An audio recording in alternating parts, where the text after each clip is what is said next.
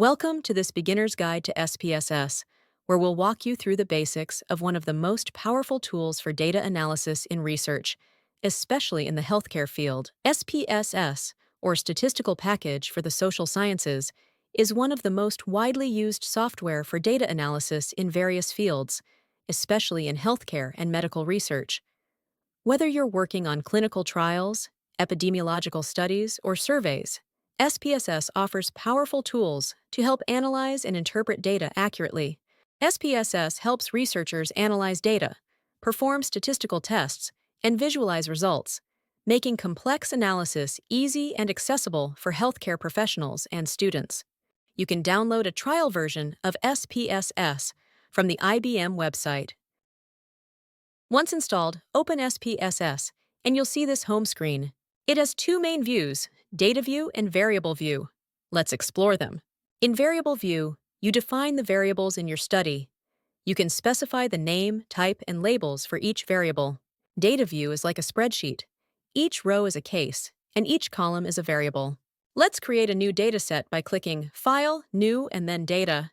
Before entering data, let's first learn how to create both continuous and categorical variables in SPSS and set their properties correctly for analysis. To define a continuous variable, type the variable name, like age, in the name column and press Enter. Select Numeric under Type and set Measure to Scale for continuous data. For categorical variables, type the variable name, such as gender, and set type to numeric.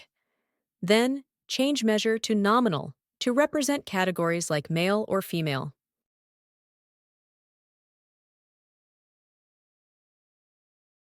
Next, assign numerical values to your categories.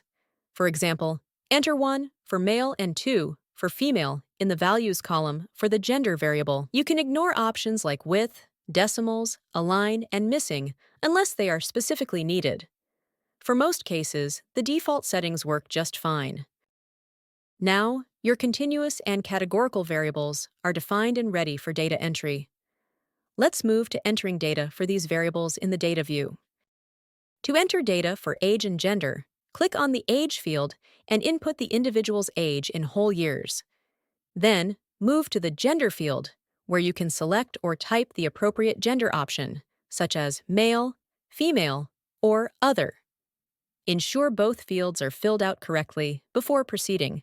To save your work, click File and then click Save As.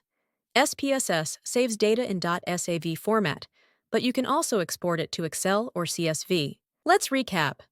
We've learned what SPSS is, explored the interface, entered data, and saved our dataset. In the next videos, we'll dive deeper into data analysis by running different types of statistical tests. If you're ready to learn more, don't forget to subscribe and stay tuned for the next video.